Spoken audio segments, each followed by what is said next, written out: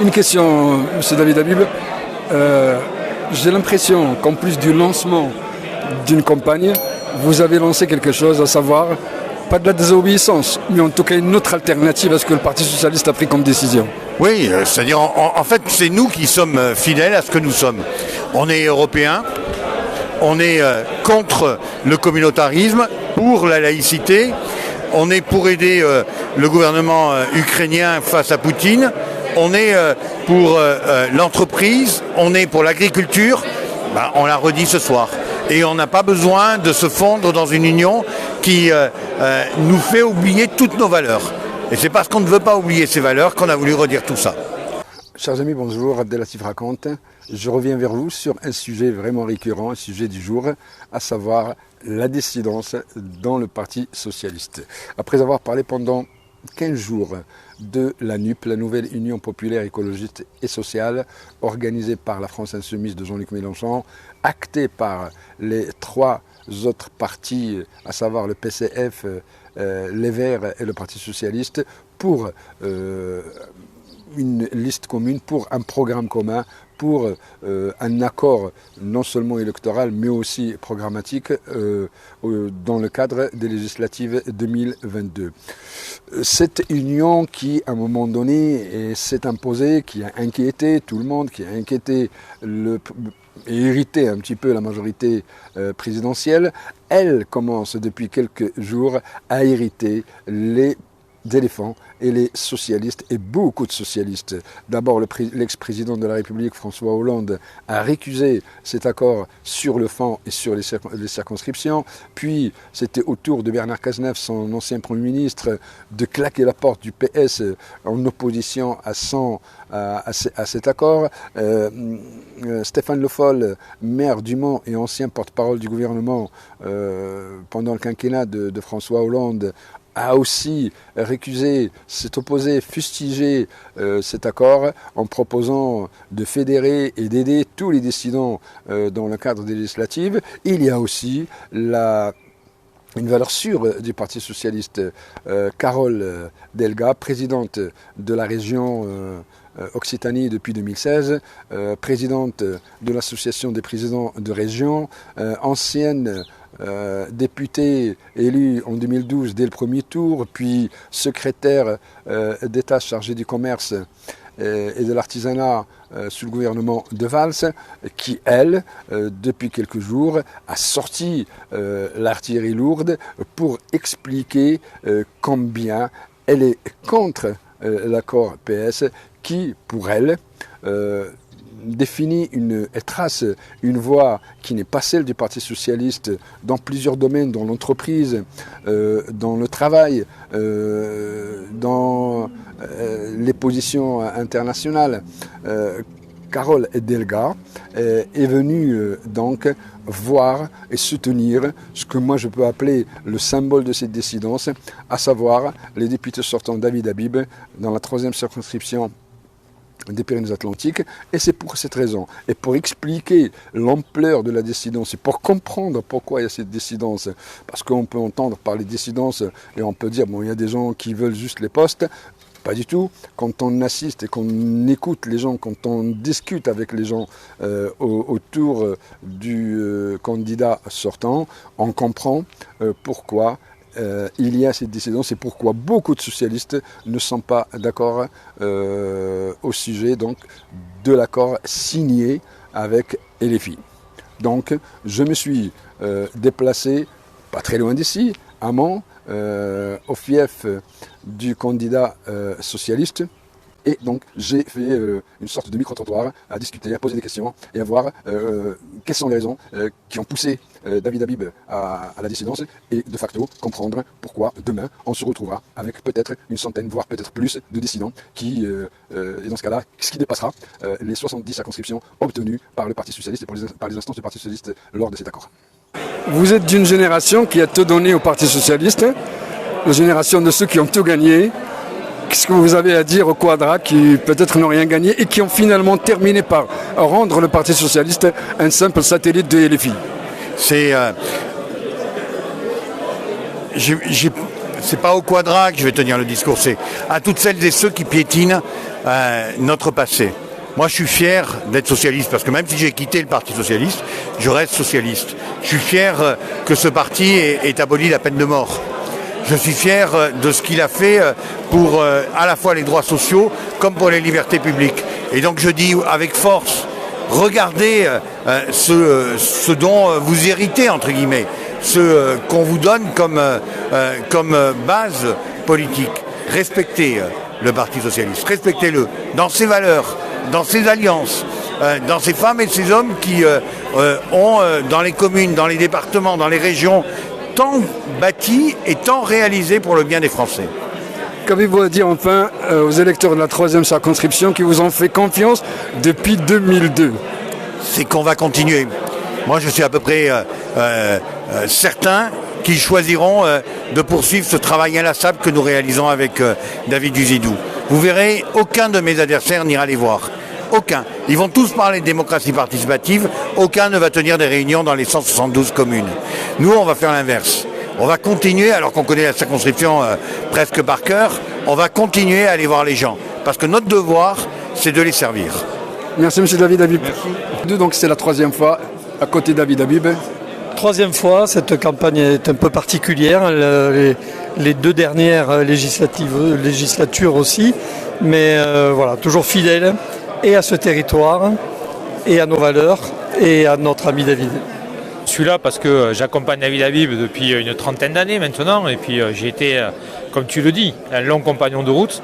J'étais dans l'aventure paloise aussi en 2014 à ses côtés, et donc ça m'a donné la possibilité aussi de siéger pendant 6 ans au conseil municipal de Pau. Et puis je crois que l'essentiel, je dirais, c'est le travail qu'il a fait depuis 20 ans sur ce territoire, sur cette 3e circonscription. Il l'a labouré totalement, il connaît tous les élus, il connaît une grande partie de la population, et il connaît surtout, il maîtrise ses enjeux, que ce soit sur le bassin de Lac ou sur le nord-est du département. Et à la fois, c'est cette connaissance, cette compétence, cette aura que je viens à la fois saluer aujourd'hui et bien évidemment soutenir et faire campagne pour David Habib. Tu es toujours socialiste? Oui, je suis toujours socialiste, je suis toujours adhérent au Parti socialiste. Je suis adhérent depuis 30 ans au Parti socialiste. Avant, j'étais au MJS. Donc je reste fidèle à mon parti, même s'il connaît aujourd'hui des difficultés. Je considère que ce n'est pas le moment de partir quand on est en difficulté.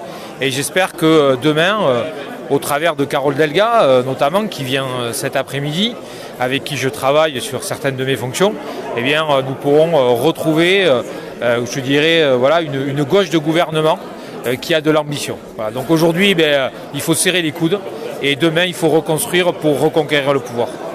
Dans la vie, il y a des cycles. Voilà, moi, je ne crois pas que le Parti socialiste soit un satellite de la France insoumise.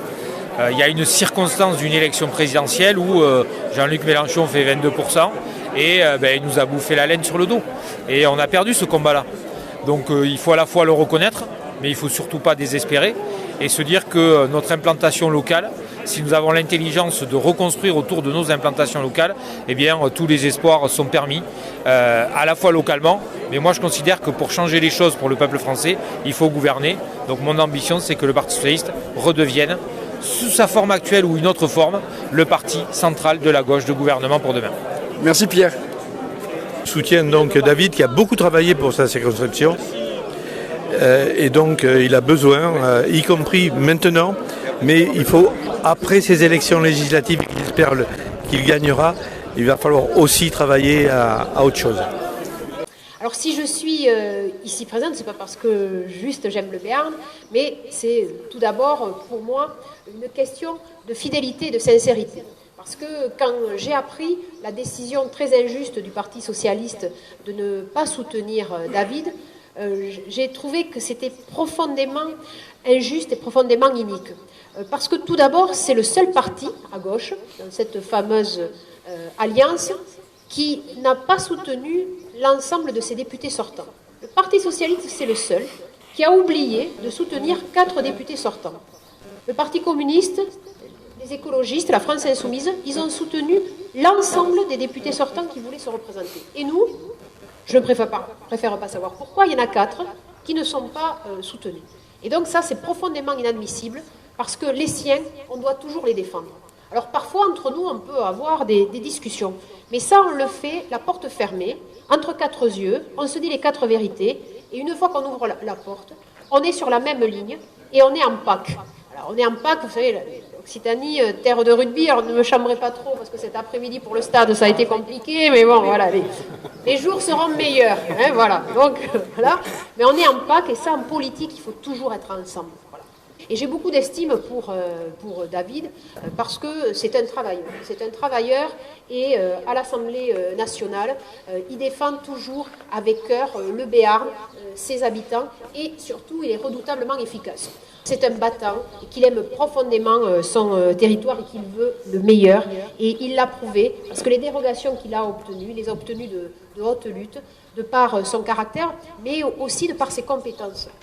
Et donc, c'est pour ça qu'il faut que vous continuiez à avoir les deux David comme députés, titulaires et suppléants, parce que vous avez besoin de députés utiles. Moi, je fais de la politique pour les gens.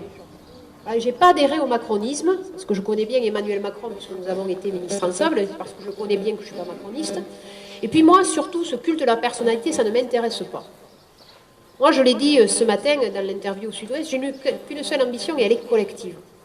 Et cela, c'est ce que nous devons à tout prix prouver à nos concitoyens. Parce que sinon, l'abstention, elle va continuer à monter. Il y a 17 millions de Français à l'élection suprême du président de la République qui ont choisi de ne pas voter, de voter blanc ou de voter nu.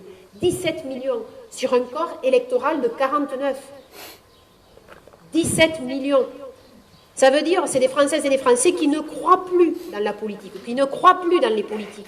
Et comment voulez-vous qu'ils y croient quand ils voient ce genre de tripatouillage pour des postes? Comment voulez-vous qu'ils y croient? Comment voulez-vous qu'ils croient à un accord qui ne traite pas des sujets, comme l'a dit David, qui sont fondamentaux?